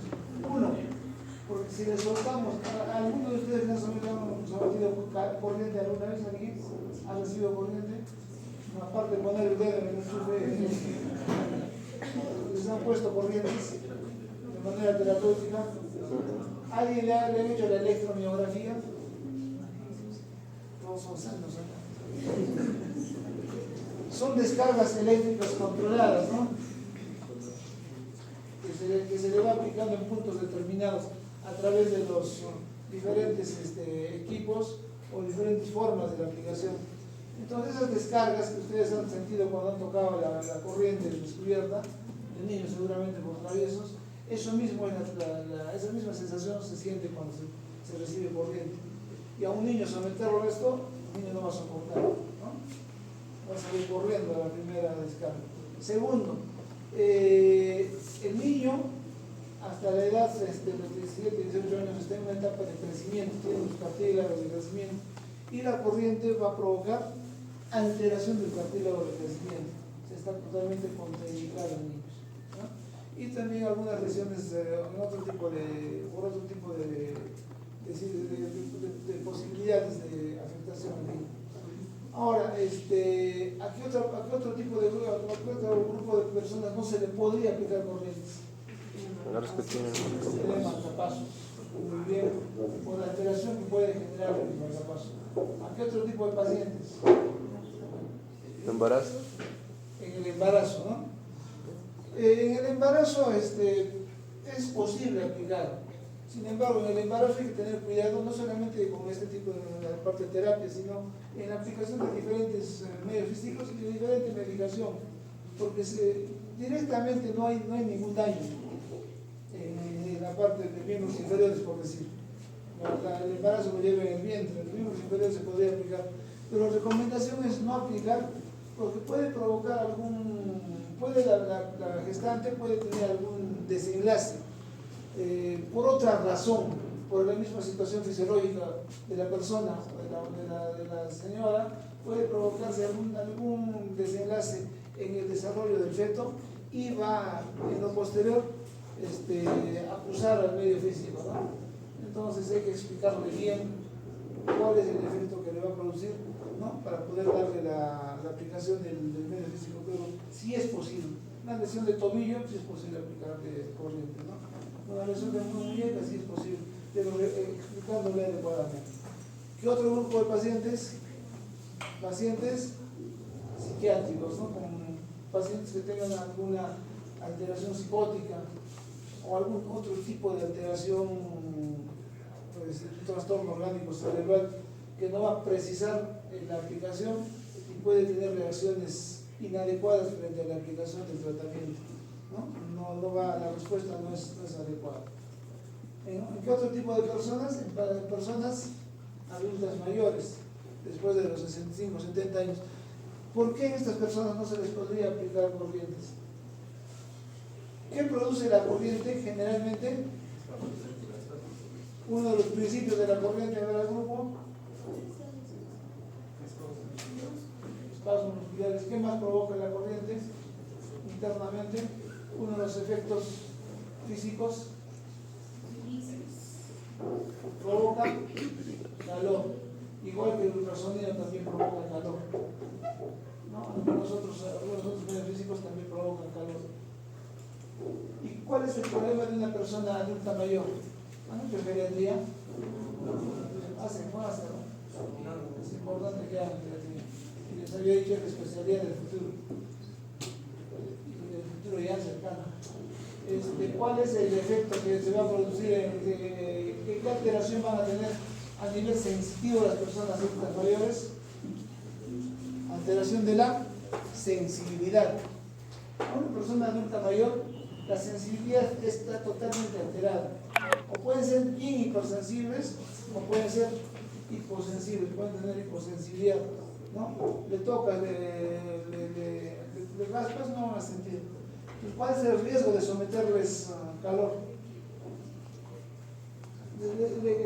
O ultrasonido, va a generar ciertas las descargas estas que se ponen en el tratamiento generan calor, y como se va regulando y nosotros vamos preguntando a la aplicación de los medios físicos, preguntamos ¿cómo te sientes? ¿Sientes calor? ¿Sientes alguna molestia? Y el tomador te dice no te quema, no me quema, no me duele, sigue aplicando, sigue aumentando la intensidad, sigue aplicando, le retiras con su ampolla, ¿no? Entonces a los adultos mayores tampoco se les aplica. Y no solamente a adultos mayores, sino a personas que tengan trastornos de la sensibilidad. Eso dijeron, ¿no? Trastorno de la sensibilidad. No se les debe aplicar medios físicos de manera indiscriminada. ¿Cuál es el medio físico más inocuo? El magneto. La magnetoterapia es uno de los medios físicos más inocuos. podemos aplicar a niños, adultos mayores. El ultrasonido también tiene ciertas restricciones. Un paciente con fractura y con materia de osteosíntesis podrá recibir corriente, podrá recibir ultrasonido. Un paciente fracturado del miembro inferior empieza su terapia y bueno, tenemos que hacer un plan de terapia. ¿Podrá recibir ultrasonido, corrientes? ¿Sí o no? No, ¿por qué no? Porque genera calor, ¿no? Y si es un material metálico, a lo mejor su prótesis o la material de osteosíntesis es metálico, y sobre un material metálico le sometemos calor, ¿qué pasa con este material? Se calienta más. Si al metal le pones calor, ese calor que se le está poniendo al metal va a aumentar y puede provocar quemaduras. Le has puesto, si tiene sus placas, sus tornillos en el hueso, va a generar quemaduras en el hueso. Entonces, la anamnesis es importantísima antes de la aplicación de cualquier medio de en cualquier tratamiento, ¿no? Pero en nuestro caso es mucho más exigente la anamnesis. ¿Qué tipo de lesión tiene? ¿Qué antecedentes tiene? ¿Qué otras enfermedades tiene? Para aplicar cualquiera de los medios. Son útiles, pero saber en qué pacientes les vamos a aplicar y en qué momento, ¿no? Hablaron de las ondas de choque. ¿Escucharon hablar de las ondas de choque? ¿En qué patologías, además de la rehabilitación como medio físico, en qué patologías se utilizan las ondas de choque? ¿En qué otras áreas de la medicina? ¿Qué?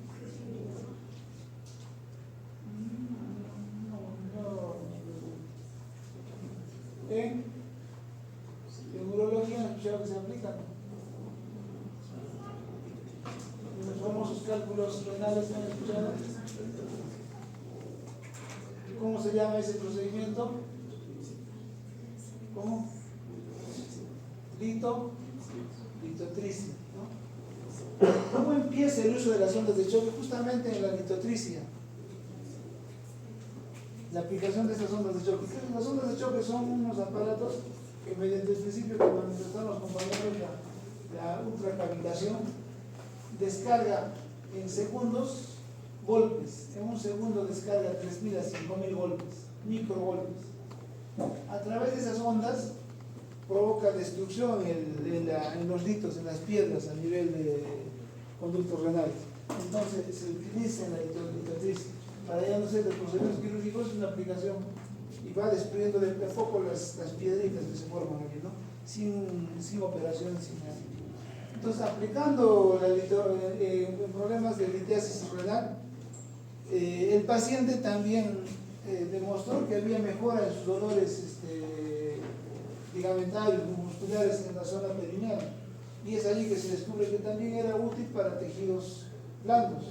Y desde allí se aplica las ondas de choque en lesiones óseas, en lesiones también de tejidos blandos. En el famoso espolón calcáneo. ¿Dónde se presenta el espolón calcáneo? ¿Dónde? Es cuando les ponen el cachito en el talón. Les ponen cachos en el talón. ¿El espolón calcáneo qué es? ¿Qué es el espolón calcáneo? ¿Será hueso? Hace algunos años los traumatólogos operaban, abrían la planta del pie por por un borde lateral y cortaban el espolón. Solucionaban, aumentaban en la lesión. Ya el paciente cuando tenía el espolón antes de ir al traumatólogo un poquito cojeaba, ¿no? Caminaba con dificultad. Cuando le operaban, ¿cómo caminaba? Ya no caminaba, utilizaba muletas, se le dañaba más en lugar de corregir. Igual que cuando se operaba el Hallux valgus, ¿no?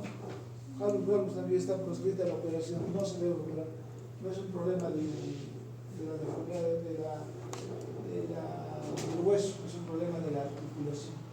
Entonces, ¿qué es el espolón? Es una fibrosis que con el tiempo se puede osificar, se calcifica y se osifica. Y por eso es que la radiografía sale como si fuese un tejido óseo, un cachito en el tejido óseo. ¿Y por qué se da? Esto se da en la fascia plantar, en la parte del tendón de la fascia plantar que se inserta en el calcáneo. ¿Se están imaginando, no? ¿Está en el calcáneo? ¿Dónde está? Y ya. Entonces la fascia plantar, que es el tejido muscular con los tendones que está en la misma planta, esa fascia, esa estructura es donde se va a formar. ¿Y por qué se da esto? Generalmente en personas que han caminado bastante, o han saltado, o han corrido, ¿no? Personas que trabajan en vendedores ambulantes, o de repente en deportistas, ¿no? que le han dado fuerte al talón. ¿Qué es lo que pasa inicialmente? Al golpear esa zona se producen microhemorragias en esa zona. Y esas microhemorragias con el tiempo se fibrosan y se osifican y se calcifican y aparecen como tejidos. Entonces, el cortar el tendón de la fascia, por corregir el error, no corrige, más bien provoca más daño. Es con una de las indicaciones, de las recomendaciones son las ondas de choque. En varias sesiones va cambiando el tejido, va mejorando la calidad del tejido dañado, ¿no? Y también otro tipo de lesiones en contracturas musculares, en problemas de artrosis, se utilizan las ondas de choque. No es muy usual por el costo que demanda la aplicación de las ondas de choque, las verdaderas ondas de choque. Un equipo de ondas de choque está valorizado más o menos en $20,000 aproximadamente. Y la sesión está costando $800. Cada sesión, y un paciente requiere como 20, 30 sesiones. Entonces, significativamente alto todavía el costo, aunque está bajando en los últimos años, pero todavía es alto. Hay unas ondas de choque que han sacado, que son para fines más estéticos, que también se puede utilizar, pero es muy restringido el resultado, ¿no? Hablaron de láser, ¿no? El láser también es otra alternativa terapéutica bastante útil para poder mejorar diferentes tipos de lesiones. Una de las recomendaciones mayores es en la entesitis y en la... ¿el hueso duele? ¿Por qué duele el periodo? Tiene terminaciones nerviosas. Es como cualquier otro tejido, ¿no? El hígado duele. ¿Qué duele? La cápsula, tiene terminaciones nerviosas. El corazón duele. Algunas chicas les duele el corazón. ¿Qué duele en el corazón? El pericardio, que tiene envoltura. Es igual el hueso. Las terminaciones nerviosas llegan a la cápsula, a la recubierta del tejido óseo, ¿no? Periostitis también duele. Van a ver, hay pacientes que vienen por dolor. Me duele la zona del tobillo, me duele cualquier otra zona. Se les hace tratamiento para los tendones, ligamentos, músculos, sigue con el dolor. Y es una periostitis, es un golpe y la lesión queda de una inflamación del periósteo. El láser es muy bueno en la periostitis, ¿no? Es una de los mayores usos del láser en rehabilitación, pero también se utiliza en tendinitis, esguinces, lesiones de músculos, ¿no? Tiene bastantes usos y hay bastantes tipos de láseres, ¿no? Hablaron de manera general de algunas otras alternativas terapéuticas, ¿no? El clima, los baños, además del agua, la hidroterapia, hablaron de baños, ¿no? Con algunas sustancias. Algunos baños termales tienen algunas sustancias, ¿no? Se han ido a Lares, por ejemplo, quienes han ido a Lares, se siente unos olores medio especiales en Lares. Parece que hubieran mencionado, ¿no? Es el sulfuro, el selenio que tienen esas aguas, y son medicinales realmente. no ayuda. Pero lo más importante de las aguas es la calor. La calor que nos va a dar las virtudes del tratamiento en el agua. ¿Ah? ¿Alguna otra, algo que quisieran preguntar? ¿Les duele algo ahora a ustedes? ¿Qué les duele?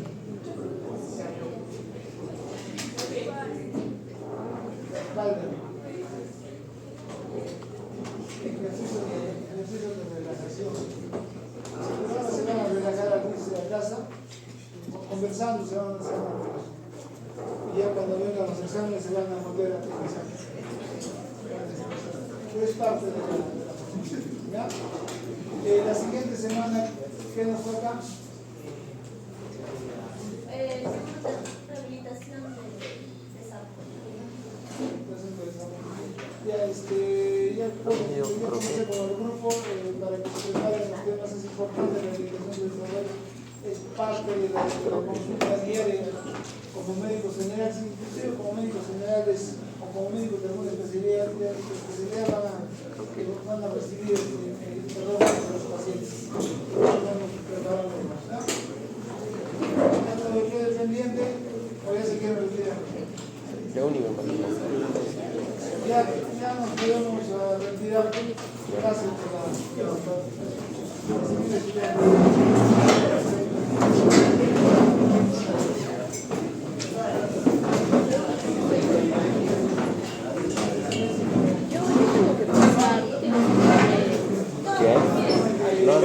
Sí, porque de mí, ahí arriba todavía me están llamando.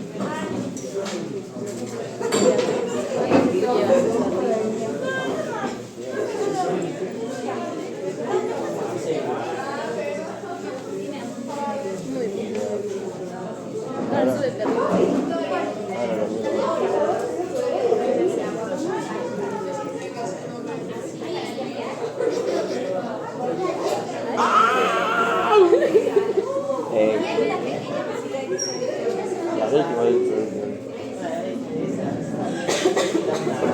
¿Por qué llegamos a tomate grande?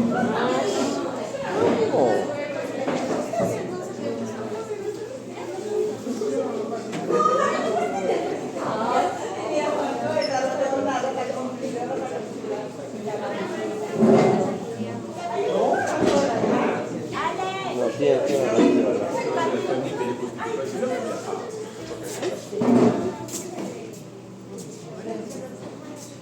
tienes que llegar ya por eso.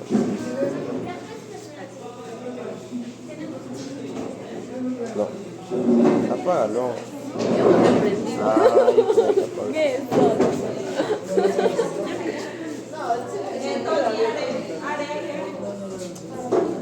Toma, bebecitos. Ay, que no se cortes.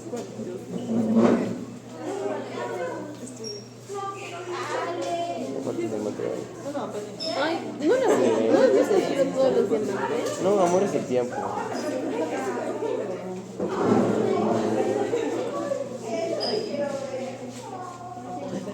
Ay, qué sonso. Vamos.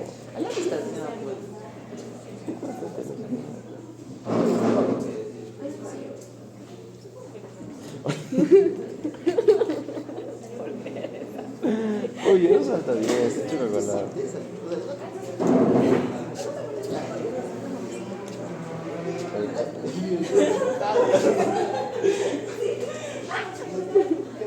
Chao, doctor. ¿Ya? ¿Ahora qué tengo que hacer?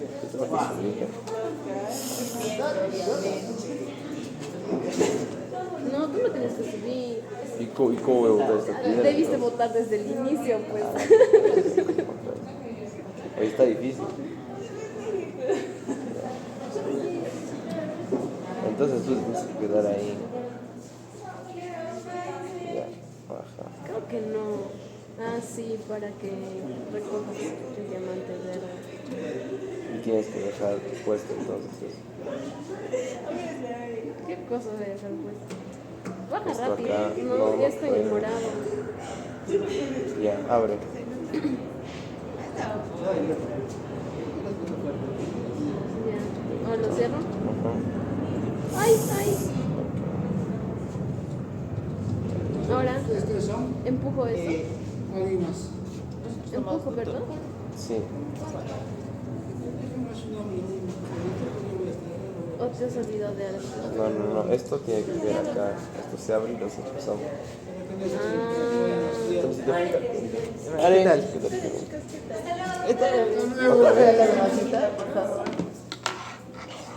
Ay, la cagaste, no.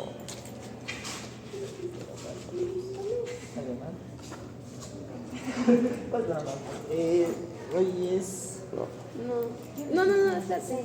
6 de... Tú salte de ahí. 6 de... Y sube aquí conmigo. Sube conmigo. Sube conmigo. Tres. Sube conmigo. No voy a poder. Sí puedes. De aquí saltas aquí. ¿Ya ves? Ok, y ahora. Ahora. No, pues tú salta. Salta. Y yo. No, tienes que saltar más No fuerte. puedes empujarlo. No puedo. Sí puedes. Ya ves, así y salta. Ya. Ya. Ahora. Quédate ahí. No. Imposible. Imposible. Ya, pero lo hicimos bien. Esto es perfecto. Ya, entonces no tengo que sacarlo. Ya. Empuja, pues. ¿Qué juego? Pero amor, activa.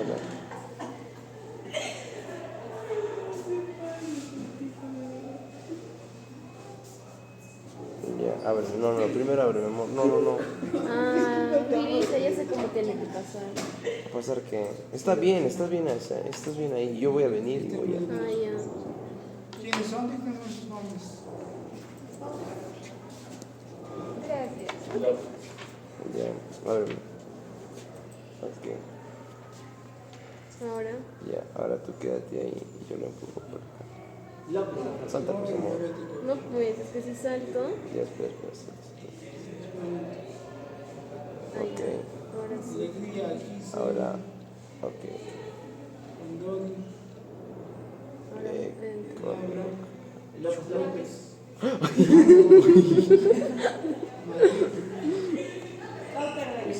¿En A? En A.